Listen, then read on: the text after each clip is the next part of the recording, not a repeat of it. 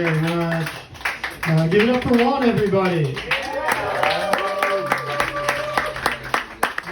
That's correct. My name is Jon Moskowitz. I consider myself the Batman of comedy because, like Batman, I too am trying to overcome a lack of natural talent, using nothing but pure obsession and my parents' financial resources. I'm actually a bit more like the Aquaman of comedy, because like Aquaman, none of you ever actually want to see me in a movie. I'm actually more like the Captain America of comedy, because like Captain America, my story also could have ended in 1940s Germany. It's another Jew! They're everywhere! Everyone thinks that it's like this great thing to be Jewish and do comedy because, you know, the Jews run the media, which is not true. The Jews don't run the media. Some Jews run the media. Some Jews run the media, and the rest of us are regulars at clothing stores. So you actually still need a stage name as a Jew in show business.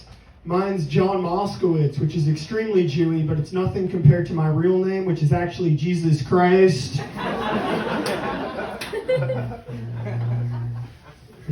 I feel like everyone was so anxious getting outside, and one thing all my friends would tell me about is how anxious they are to potentially run into their exes again, especially if they broke up during this, you know.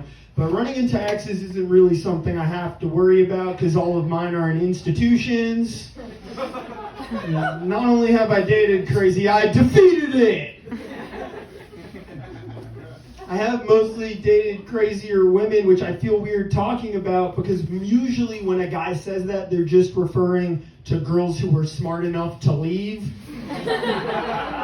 That's not what I'm talking about. I'm talking about people who are so crazy that they'd come back now. The opposite. I have mostly dated crazy women and girls who do theater, which is technically different.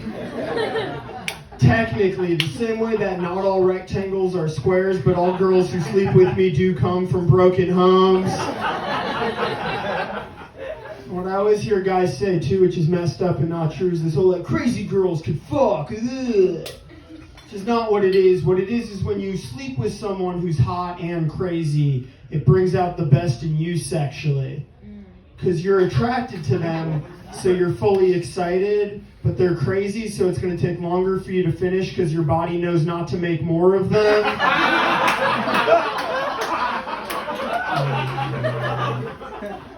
I am in a good relationship right now, though, which is really nice. It's a good change of pace. Things are great. And the other day we were laying in bed, and she starts playing with my nipples, and I flinch because I'm not broken. She was like, well, not all guys I've been with have such sensitive nipples. Which, don't ask why she has a frat boy voice. I just picked that. But anyways, why is that the thing that made me jealous? You know, right? Like, who are these guys with these masculine nipples? The kind of nipples that could change a tire, bring home the bacon, the sort of nipples that you want to raise your kid. A little bit more personal about myself. I actually am diagnosed with 8 learning disabilities. Please don't tell my dad, he might believe you this time. I do, I have 8 learning disabilities, and I think a lot of that stuff is kind of fabricated. I think my generation is a bunch of kids who really suffer from depression and instead get diagnosed with ADD.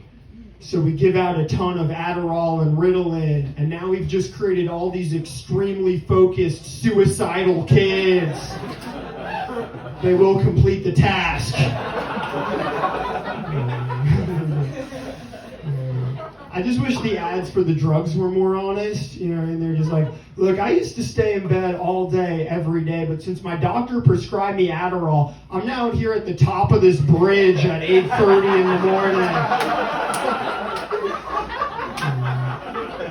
Not only do I have 8 diagnosed learning disabilities, but I actually used to tutor which is crazy. I actually think my learning disabilities helped me teach that, if that makes any sense. Because when a kid would come up to me and tell me that the work was just too easy for them, I tell them that I get it, you know?